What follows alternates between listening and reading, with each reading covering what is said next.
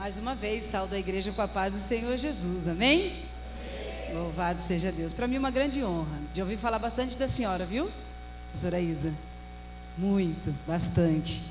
E eu louvo a Deus pela vida da senhora e pelo convite nessa noite. Trago a paz do meu pastor Renato, pastora Simone, meu esposo, né, presbítero Josué. Hoje nós temos trabalho ali na igreja, então vim sozinha, para a glória de Deus. Vim com o Senhor, né? E o Senhor já tem falado conosco aqui nessa noite, irmãos.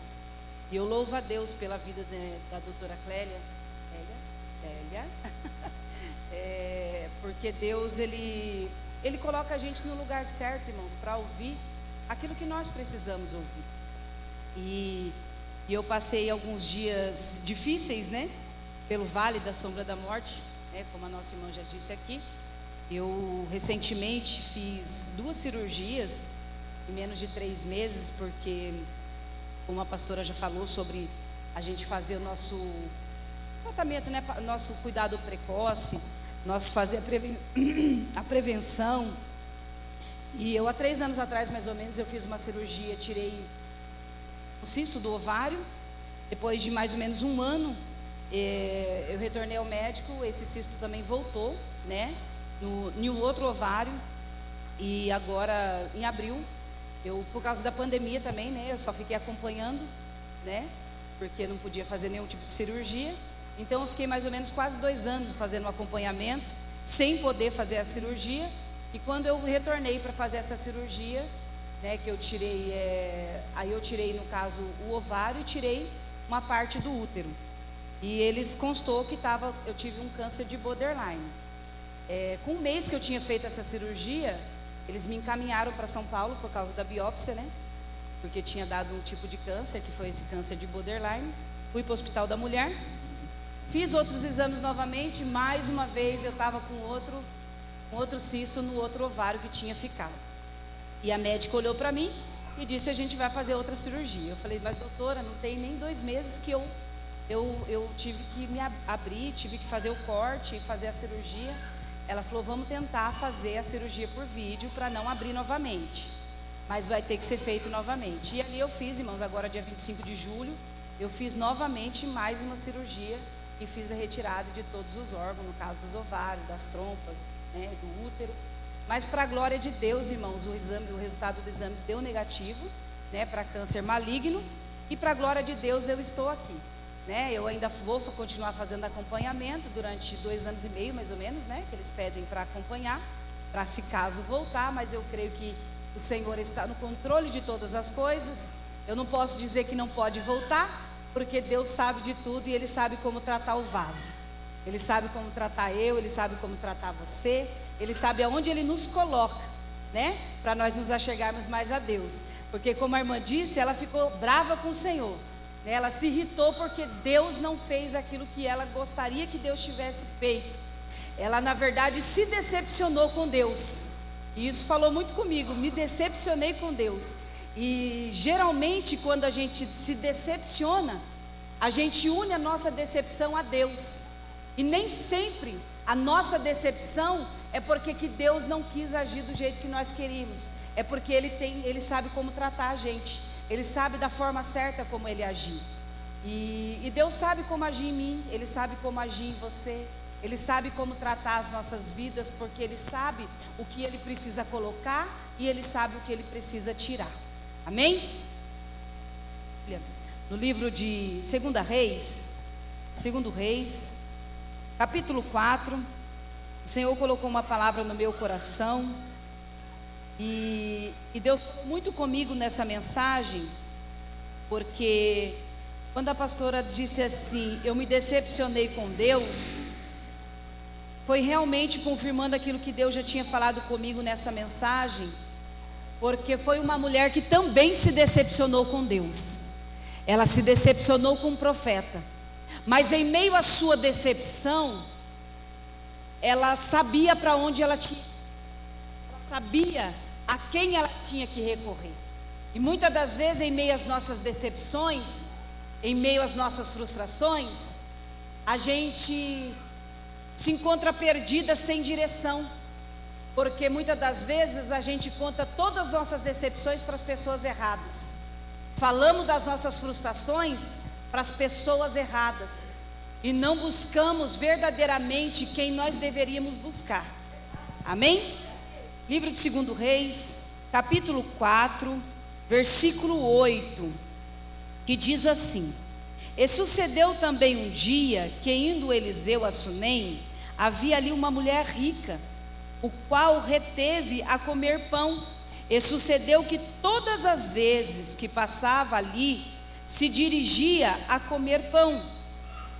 E disse ela ao seu marido: Eis que tenho observado que este que passa sempre por aqui, sempre por nós, é um santo homem de Deus.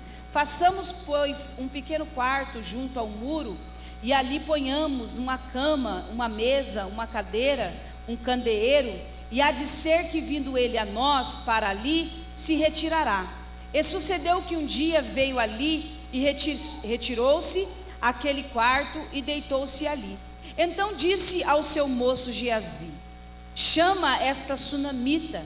E chamando a ele, ela pôs-se diante dele, porque ele disse-lhe: Eis que tudo nos tem tratado com todo desvelo, que há de ser por ti. Haverá alguma coisa que eu fale por ti ao rei ou ao chefe do exército? E dissera a ela: Eu habito no meio do meu povo. Então ele disse: Que há de fazer, pois, por ela?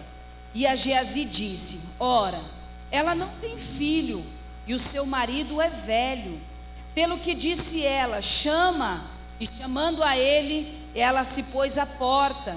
E ele lhe disse: A este tempo determinado, segundo o tempo da vida, abraçarás um filho. E disse ela: Não, meu senhor, homem de Deus, não minta a tua serva. E concebeu a mulher e deu à luz a um filho, no tempo determinado, segundo o tempo de vida que lhe dissera Eliseu. E crescendo-lhe o filho, sucedeu um dia que saiu para o seu pai e estava com os seus segadores, e disse ao seu pai: Ai, a minha cabeça, ai, a minha cabeça. Então disse a um dos moços: Leva a sua mãe. E ele o tomou e levou a sua mãe, e esteve sobre os seus joelhos até o meio-dia e morreu. Amém? Louvado seja Deus. E esteve com ele até o meio-dia sobre os seus joelhos e morreu. Louvado seja Deus. Essa passagem, irmãos, é uma passagem bastante conhecida dos irmãos. Por quê?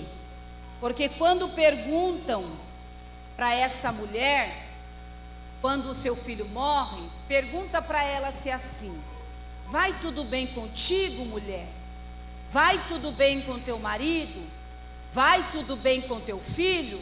Ela responde: vai tudo bem. Vai tudo bem. E essa mulher, irmãos, a Bíblia diz assim que essa mulher, ela morava nessa cidade de Sunem, uma cidade fértil, uma cidade boa, uma cidade onde o povo era hospitaleiro, e essa mulher não poderia ser diferente. E a Bíblia diz que essa mulher era uma mulher rica. Sendo assim, uma mulher rica não tinha falta de nada. Alguém rico certamente não tem falta de nada. Porém a Bíblia diz assim, porque aquela mulher era uma mulher hospitaleira e cuidava daquele profeta quando ele passava por ali. Então aquele profeta, incomodado, em gratidão, queria o quê? Retribuir a gratidão àquela mulher, dizendo o que poderia ser feito para ela. E ela dizendo: não, eu não preciso de nada, eu habito no meio do meu povo. O que ela quer dizer com isso? Estou no meio de um povo bom, tenho minha família boa, não tenho falta de nada, não preciso de nada, não quero que você intervinha em nada, porque eu tenho tudo. Mas ele, ainda incomodado, pergunta mais uma vez e diz: o que eu posso fazer por essa mulher? O moço fala assim para ele: ela não tem filho, e o seu marido já é velho. Então ele manda chamar aquela mulher, que disse que não tinha falta de nada, e diz para ela assim: no tempo determinado, você vai abraçar um filho. No tempo determinado, você vai abraçar um filho. E assim aconteceu. Mas aquela mulher não pediu nada. E a Bíblia diz, irmãos, que aquela mulher gera, aquela mulher tem um filho. E a Bíblia diz que um certo dia a criança cresceu, foi para o campo com seu pai, e de repente deu uma dor de cabeça nessa criança. O pai disse assim: leva ela para a mãe, leva essa criança para a mãe. E a Bíblia diz que quando ela toma aquela criança no seu colo, coloca sobre o seu joelho, aquela criança morre. E eu comecei a perguntar e a por que aquela criança morre logo no joelho daquela mulher. A criança morre no joelho de uma pessoa que não pediu. A criança morre no joelho de uma mulher que diz que não tinha falta de nada. E de repente ela começa a ter uma alegria, porque criança, filhos, é alegria, é presente de Deus, é dádiva do Senhor. E de repente aquilo que ela não pediu, aquela alegria, aquele presente, aquela dádiva, ela se vai. E eu entendo que aquela mulher, ela poderia fazer o quê? Se desesperar.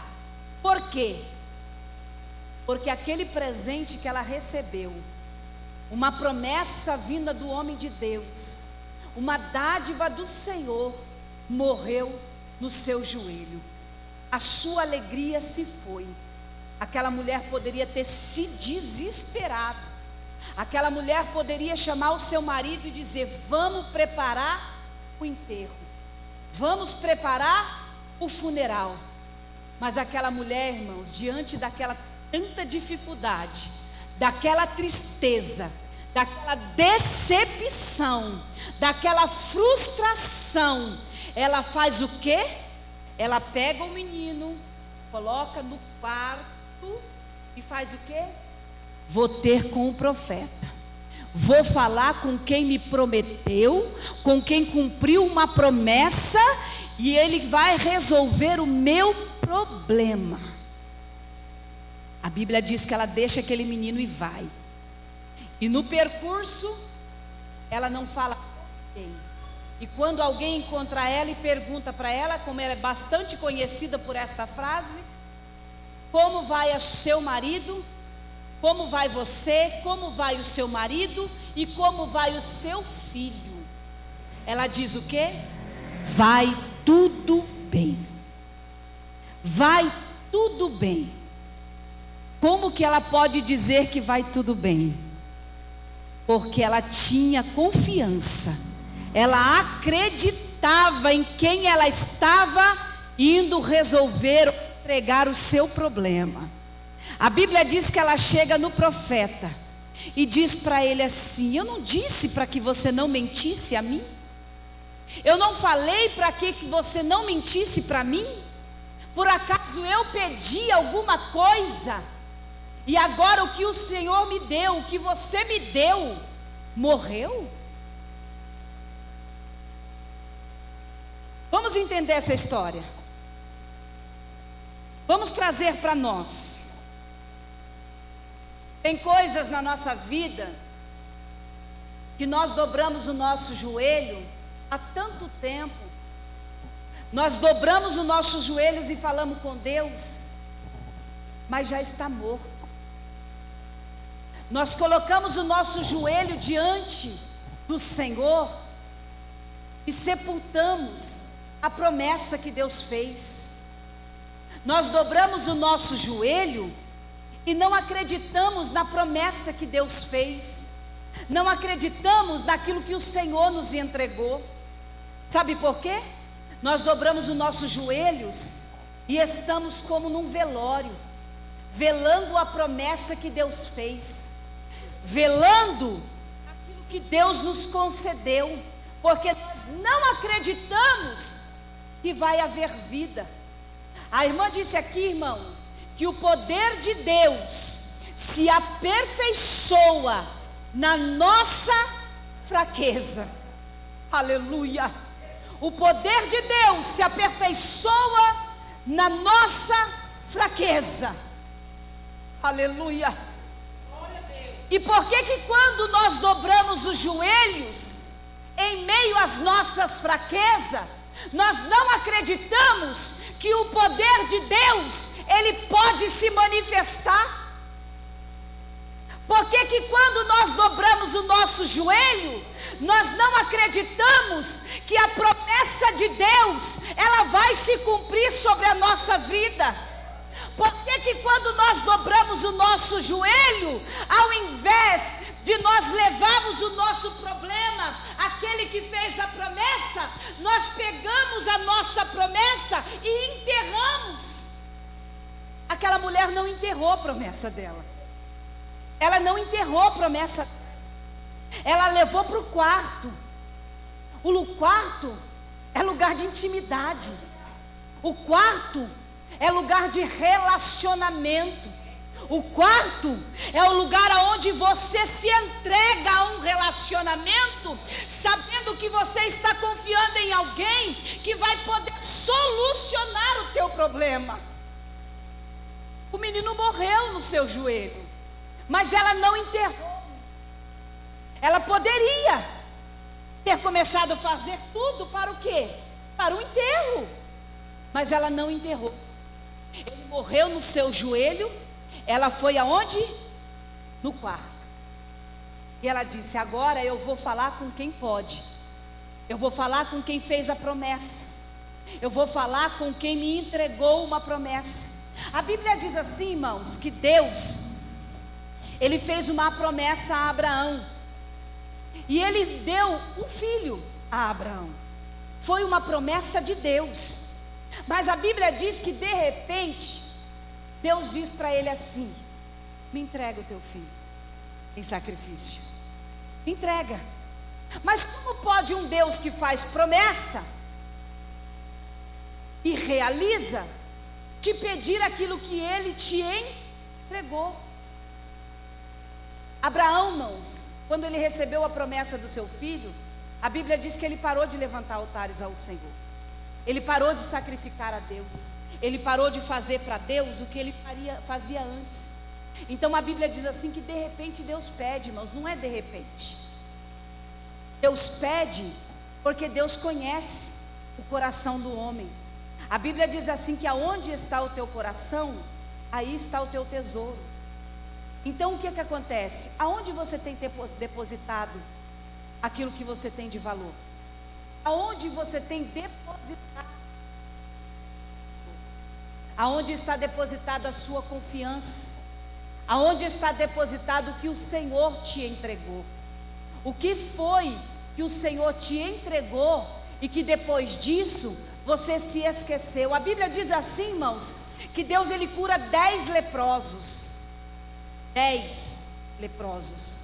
Mas a Bíblia diz que somente um volta para agradecer. Somente um volta para dizer o que Deus tinha feito. Somente um glorificou ao nome do Senhor. Mas os 10 precisavam.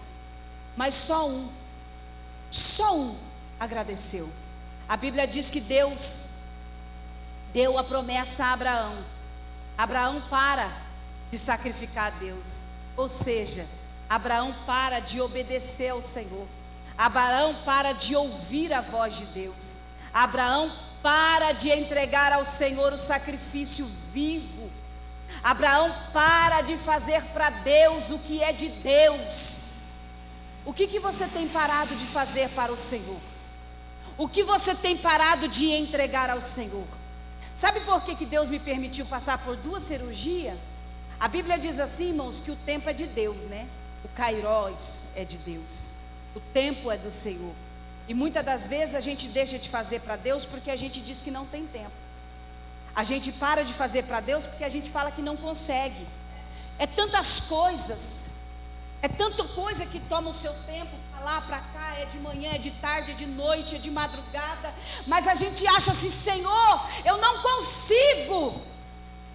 E eu falava assim: Deus, eu não consigo, eu tenho que trabalhar, eu trabalho em casa, eu trabalho fora, é a casa, é o marido, é o filho, é isso, é aquilo outro. E Deus muitas das vezes te chamou para uma promessa, Ele te chamou para um propósito.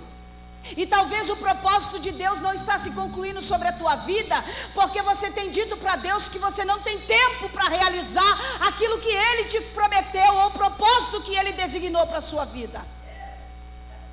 Aí Deus faz o quê? Faz nós termos tempo. Porque numa sala de cirurgia, num quarto de hospital, você tem o quê? Tempo. Você tem tempo.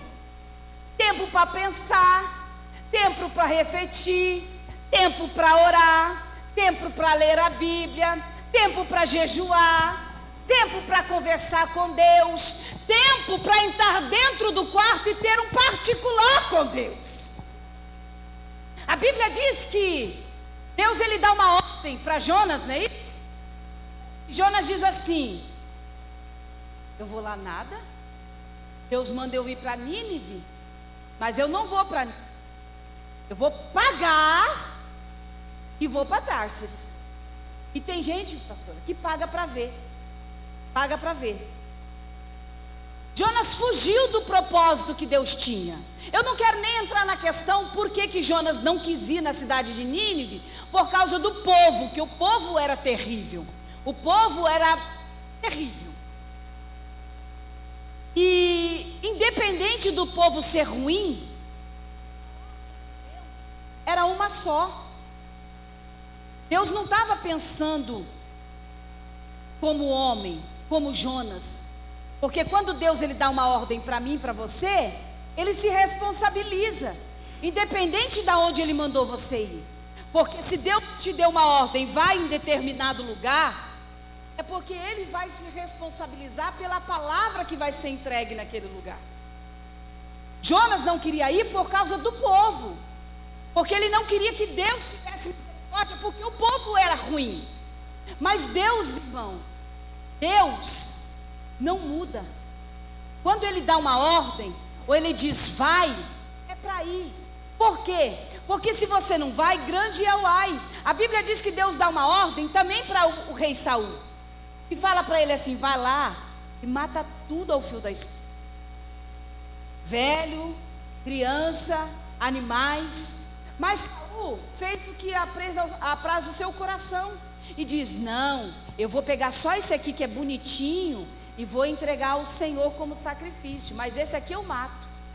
Mas não foi a ordem de Deus. A ordem de Deus era uma só: mata tudo ao fio da espada. Diferente do que Deus mandou Jonas fazer na cidade de Nínive. Mandou ir lá pregar o arrependimento para o povo. São ordens diferentes, mas o Deus é o mesmo. Aí Deus olha para mim e para você e fala assim: eu te fiz uma promessa, eu te chamei para um propósito, e o que você está fazendo com o propósito que eu te entreguei? Você está enterrando porque aparentemente está morto, mas a promessa é uma só. Deus fez uma promessa através do profeta para aquela mulher: no tempo determinado você vai abraçar e ter um filho. Aconteceu, ela teve um filho, o filho morre, ela põe no seu joelho, ele morre. Ela não enterra, mas ela coloca no quarto, porque Deus tinha um propósito. Deus não quer que você enterre a promessa que Ele te entregou. Deus não quer que você enterre a promessa que Ele te entregou. Sabe por quê? Porque Ele vai requerer de você e de mim o que Ele colocou na minha e nas suas mãos. Ele vai requerer de mim e de você. Aí você pode olhar assim e dizer: mas Senhor, eu não pedi nada para o Senhor e o Senhor me entregou. Aleluia! Oh, Espírito Santo, aquela mulher não pediu, mas Deus achou graça e entregou um filho para aquela mulher, entregou um presente para aquela mulher, entregou algo de valor para aquela mulher. Aleluia! Ele entregou algo de valor para você. Ele entregou um presente para você. Ele entregou uma promessa para você. Aí você olha e diz: mas eu não pedi nada ao Senhor, então por isso eu vou enterrar. Aí a Bíblia vai nos dizer sobre aquela parábola dos 10 talentos. Quando o Senhor, Ele entrega um talento para um, entrega um talento para outro, entrega um talento para outro. Mas um dia Ele chegou e perguntou: aonde que está o que eu entreguei para vocês? Aí o negócio fica estreito. Sabe por quê? Porque o que entrega um, o que entrega dois multiplica, o que entrega cinco multiplica. Mas o que recebeu um, enterrou, porque disse assim: era muito pouco, eu fiquei com medo, então eu preferi enterrar. O Senhor olha para ele e diz assim: então era melhor eu ter dado para banco, porque ia correr juros, do que ter entregado na sua mão. Servo inútil, servo inútil, apartai-vos de mim. A palavra é dura, mas ela é real. A palavra é dura, mas ela é real. Aí, nós dobramos o joelho e olhamos para Deus e começamos a pedir diversas coisas ao Senhor e não conseguimos colocar em prática a promessa que Deus entregou. Pedimos tantas outras coisas, porque nós somos assim. Nós somos assim, ingratos. Deus nos entrega algo bom, Deus nos entrega algo excelente, mas o que é aquilo que Ele nos entregou de bom e excelente, nós deixamos morrer e enterramos. Mas aquilo que nos apraz, nós dobramos o joelho e dizemos: Deus, eu quero. Por quê? Porque é maravilhoso para mim.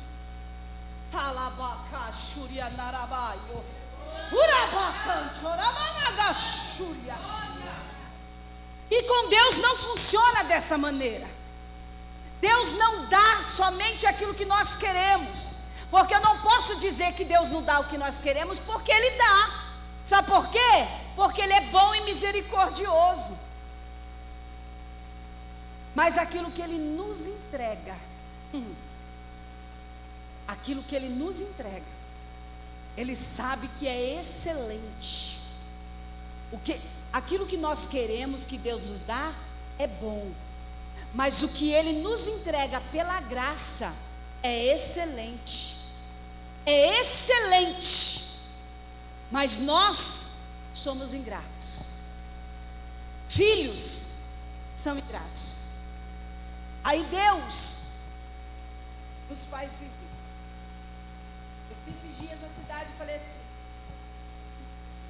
eu não gosto de nada estampado. Tudo muito básico, preto, branco, sem emblema, sem nada. Eu vi uma camisa branca, lisa, bonita, só que ela tinha botão. O botão era branco, era com um cortezinho de dois botãozinhos brancos, só que era lá, do jeito que ele gosta, lisa. Cheguei em casa, olha o que eu comprei para você.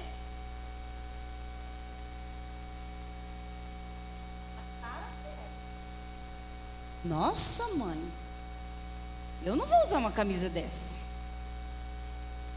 Mas ela é branca, você queria branca, lisa, sem nada. Mas ela tem dois botões. Mas é branco. Mas ela tem dois botões e ela é um pouquinho aberta. Mas ela não é lisa? É. Mas ela tem dois botões e ela tem um corte. Mas não tinha nada na camisa, irmãos. Pensa numa camisa básica. Mas não agradou. Não agradou. Não agradou. Eu olhei e falei, mas você é ingrato. Passou os... Mãe, comprar umas roupas assim. Vai lá. Veio da cidade. Nunca comprou roupa sozinho. É a primeira vez. Ele tem 16 anos. Que roupa que você comprou, Paulo? Traz aqui que eu quero ver. 2 camisas, mãos. Uma branca, uma preta. Não tinha nada nas camisas. Nada. Nada. Sabe o que é nada? É branca, preta, branca, sem nada. Ô Paulo, qual a diferença dessa camisa para outra? Porque essa aqui é muito melhor. Muito mais bonita, muito mais clean. Falei, é ingrato mesmo. Agora eu só confirmei que é ingrato. E com Deus a gente faz do mesmo jeito. Da mesma forma. Você fala, Deus, eu gosto assim. Desse jeito assim. Aleluia. Aí Deus olha para você e diz assim: oh Jesus, maravilhoso, irmãos. Desse jeito aqui. Branco, liso, preto, liso. Aí Deus, irmãos, vai lá e te entrega do jeitinho que você quer, do jeitinho que você foi lá e comprou e pediu. Aí de repente você põe na água, é branco, do mesmo jeito, da mesma cor, da mesma coisa. Você põe na água para lavar juntinho, do mesmo jeito. Quando sai, a que você comprou sai branco, a que o outro comprou sai branco e manchada. Mas não estava na mesma água, não estava sendo lavada do mesmo jeito. Manchou como? De que jeito que manchou? É porque o que você comprou e achou que era perfeito nos teus olhos, mas nos olhos de Deus ia trazer problemas futuramente. E é isso que nós não entendemos. Nós conhecemos e entendemos o hoje. Deus, Ele conhece o amanhã. E o que Ele te entrega hoje é perfeito e excelente. Ainda que você olhe e diz, não é, tem algum defeito. Não, irmão. O que Deus faz é perfeito. E a vontade dele é boa, é perfeita, é agradável. Nós que somos ingratos, nós que somos imperfeitos, mas nós servimos a um Deus perfeito, que você olha hoje e diz que não tem mais jeito porque está morto, mas Deus que fez a promessa, que cumpre a promessa, Ele faz ressuscitar. Aleluia! E nós não entendemos isso. Nós não entendemos isso. Mas aquela mulher entendeu. Porque ela fez o quê? A criança morre, ela leva para o quarto. E ela leva para o quarto e vai ter com quem fez a promessa. Vai ter com quem cumpriu a promessa. No meio do caminho, ela não conta as suas frustrações para Geazi. Ela não fala da sua decepção para Geazi. Ela não fala nada, mas ela diz, vai tudo bem. Vai tudo bem. Vai tudo bem. Meu filho está morto, mas vai tudo bem. A minha casa está sendo velado meu filho, mas vai tudo bem. Por quê? Porque ela sabia em quem ela estava crendo. Ela sabia em quem ela estava confiando. Nem o seu marido sabia que aquela criança tinha morrido. Porque quando ele pergunta, por que você vai lá conversar com o profeta hoje, que nem é lua nova? Ela disse, não aconteceu nada, está tudo bem. Só vou lá, já volto. Vou lá e já volto. Aquela mulher sabia, irmão. Aquela mulher era uma mulher sábia. A casa dela podia estar desmoronando, porque uma mãe perdeu um filho. Uma mãe perdeu um filho e era seu único filho. Era o único filho que ela tinha. A casa dela estava desmoronando. A casa dela já não tinha mais sentido, a vida dela já não teria mais sentido. Ou quem aqui, com o filho morto, iria estar calada, iria estar muda, iria estar como? Sem estar chorando, sem estar se descabelando. Mas quando alguém perguntasse, diz: está tudo bem? Será que a gente teria isso? Conseguiria isso? Isso, irmão, é para quem verdadeiramente crê no Deus da promessa. Isso é para quem verdadeiramente acredita que quem fez a promessa é fiel para cumprir. É para quem acredita que aquele que começou uma boa obra é fiel para terminar. Aleluia! Oh, Espírito Santo de Deus. Irmãos, essa palavra aqui nessa noite é para ressuscitar aquilo que você tem posto no seu joelho e tem dito que está morto. Essa palavra nessa noite é para você olhar, e quando você olhar e dobrar o seu joelho dizendo que não tem mais jeito, porque você não está vivendo a palavra de Deus que diz: põe a tua face no pó, porque ainda, quem sabe, haja esperança. Quantos não têm dobrado o joelho dizendo que seus sonhos estão mortos? Quantos não têm dobrado o seu joelho dizendo que não vai mais acontecer? Porque você já não acredita mais, porque você não sonha mais, porque você já não tem mais esperança. A Bíblia diz que José, ele teve sonhos, mas mesmo José dentro de uma cisterna, mesmo José sendo vendido como escravo, mesmo José sendo caluniado, mesmo José dentro de uma prisão, ele acreditava no sonho que Deus tinha feito sobre a tua vida. Aleluia! Oh, Espírito Santo de Deus! E você tem acreditado nos sonhos que Deus tem te dado? Você tem acreditado na promessa que Deus tem feito? A Bíblia diz que José tem esse sonho aos 17 anos. E a Bíblia diz que eles só vão se cumprir quando ele está aproximadamente com 30. Você olha e diz: não, faz tanto tempo que Deus me prometeu, faz tanto tempo que Deus disse que iria acontecer. Não vai acontecer mais. Eu já fui caluniado, eu já estou como escravo, eu já estou vivendo no Egito. Ei, ainda é tempo das promessas, dos sonhos de Deus se concretizar. Mas você necessita nessa noite acreditar que o sonho que estava nos seus joelhos, eles vão ressuscitar. Alabacala Xúria, Urabacante, Orabanagachúria, anda plavassúria saio. Ei, Deus não é Deus para mentir. Se Ele prometeu, se Ele te entregou um sonho, vai acontecer. Vai acontecer. Ai, irmã, ninguém mais acredita nos meus sonhos. Ninguém mais acredita na promessa que Deus fez na minha vida. A Bíblia diz que quando Deus, antes de Sara ter Isaac, e Sara ouve o anjo dizer sobre a promessa, a Bíblia diz assim que Sara ri, porque ela diz: como se vai cumprir? Eu acredito eu que ela pensou: como? Eu, uma senhora de 90 anos, vai se cumprir como? Vai se cumprir de que forma? Não tem como se cumprir.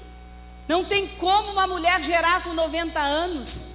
Mas se esqueceu que o Deus que ela servia era um Deus que cumpre promessa. É um Deus que cumpre sonhos. É um Deus que realiza. Aleluia, louvado seja Deus. Quem diria José, o menino que estava junto com seus irmãos, que não o desprezavam, não queriam saber dele, e quando ele contava dos seus sonhos, dizia: lá vai o sonhador. Nem o seu pai acreditava nos seus sonhos, mas Deus, quando entregou os sonhos para José, foi uma palavra liberada do céu para a sua vida. E Deus, quando libera a palavra do céu para mim e para a tua vida, é para que se cumpra, porque Ele é fiel. Aleluia! Oh, Espírito Santo de Deus! Então nessa noite creia, nessa noite confie, porque pode olhar e dizer: mas irmã, faz quanto tempo que eu oro, faz quanto tempo que eu dobro os meus joelhos, já está morto, não tem mais condição de acontecer. Você não confia no Deus que você serve? Você não crê no Deus que você serve? Aleluia, louvado seja o nome do Senhor. A Bíblia diz assim que Deus permite que Jó perde tudo que ele tem, mas a Bíblia diz assim, irmãos, que ele sabia que Deus iria se levantar em seu favor. E perder, irmão, como Jó perdeu, não é para qualquer um, irmãos. Não é para qualquer um. Perder como Jó perdeu, aquela mulher perdeu um filho. Jó perdeu 10. Perder filhos, irmão, não está relacionado com a lógica humana, porque a gente entende que os filhos vão entender os pais, não os pais dos filhos.